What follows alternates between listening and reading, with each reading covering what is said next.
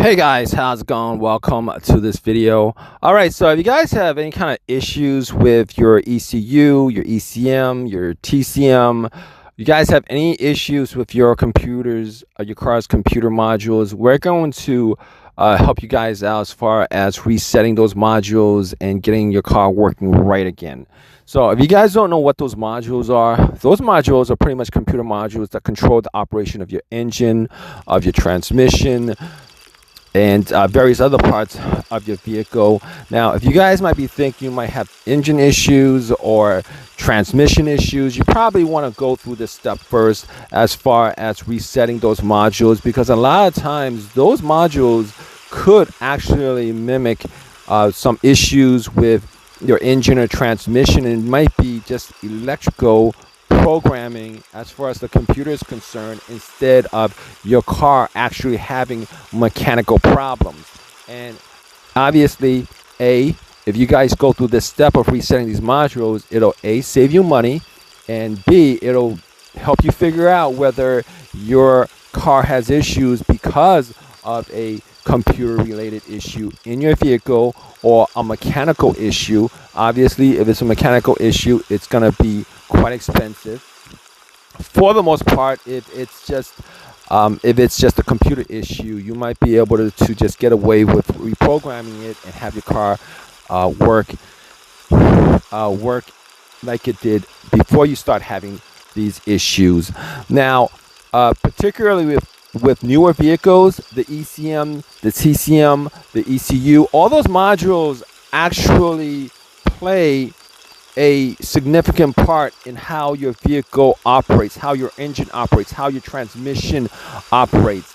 And a lot of times you might have a check engine light for specific issues with your transmission, with your engine, codes like that.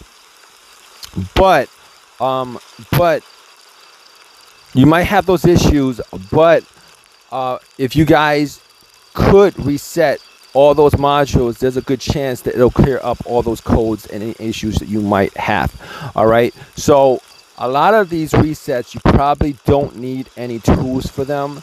So we're gonna go through a couple of resets, a couple of things that you can do on your own. You don't need somebody to help you guys out to do it. All right, first thing you guys want to do is you guys want to get to the battery. All right, now this is the first way you guys can reset it. Get to the battery, figure out your negative cable, take your negative cable off for a minute.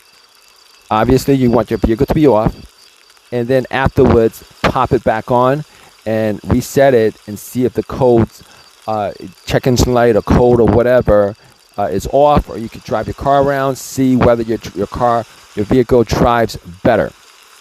All right, now a lot of times this will work for older vehicles meaning probably like pre-2012, 2010.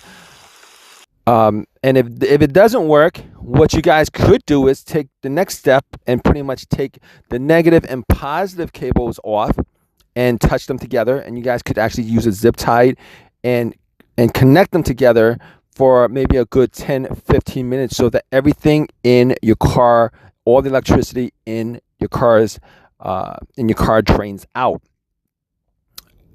You guys, and hopefully that'll work. But however, if you guys have an auxiliary battery, you guys definitely want to disconnect the auxiliary battery, because taking the cables off the main battery and disconnecting it won't really do anything if your auxiliary battery is actually saving all that information in saving all that information. So, all right, so that's the first thing you guys could do. The second thing you guys could do, you guys can take the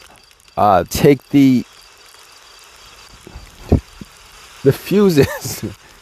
You guys could take the fuses off the fuse box. You guys want to get to the fuse box, now a lot of times there's a couple of fuses for the ECM, the ECU, TCM. You definitely want to figure out where those fuses are and take them off.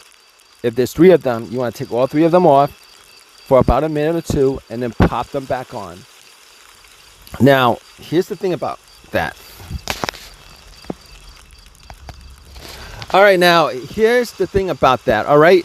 There's a good chance that if one of the fuses is blown, you guys really want to check those fuses to make sure that they're not blown. All right, if any of those fuses are blown that's connected to the ECU, there's a good chance, obviously, you're going to have issues with your car, the way the car works, or maybe not starting at all. All right, that's the second thing you guys can do. The third thing you guys can do is you guys could, if you guys wanted to, take all the cables off the ECU or ECM. A lot of times, all those modules are pretty much under the hood. They're pretty much in front of the engine. You guys could take all those cables off the modules and then pop them back on.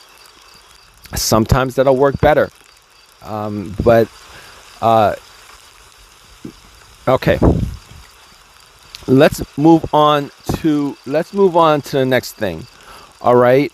The next thing is you guys have an OBD-II reader. If you guys don't know what an OBD-II reader is, you guys can get one from Walmart or Amazon. A lot of times they're pretty cheap. Sometimes you would need a factory an OBD-II scanner that's specifically to the manufacturer of your vehicle. You guys want to just find where the OBD-II reader is and plug it in.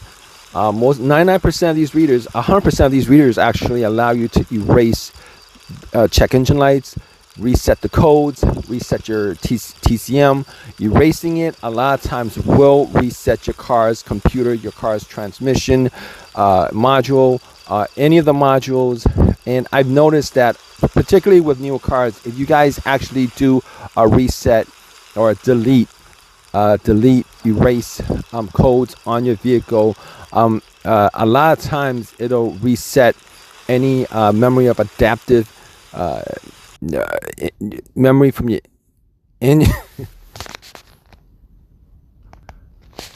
it'll reset any kind of adaptive learning that your ECM, your TCM, ECU has in the computer. It might drive a little bit weird. But it might take maybe a drive cycle or two before it drives normally again. But once you reset it, you can drive it around. Hopefully it fixes your issue and you won't have that issue anymore. Now, the fourth thing that you guys could do is to replace the ECU, the TCM, the ECM. You guys could replace those modules. All right, that's probably the last thing you guys want to do, because sometimes it's cheap if you guys get these used modules from eBay, but if you guys get them from the dealership, they're gonna have to program it, and it's probably gonna cost you a lot of money. And in most cases, you probably need to program them anyway. If you guys get these modules off of eBay, because a lot of these modules are actually they'll work with the specific VIN number of the vehicle, and you probably need to get it reprogrammed to the VIN number of your vehicle. So hopefully this video has helped you guys out. If you guys have any questions, leave a question in the comment section. Let us know whether it's helped you guys out. Please subscribe, please give me a thumbs up, all that good stuff, guys. Take care.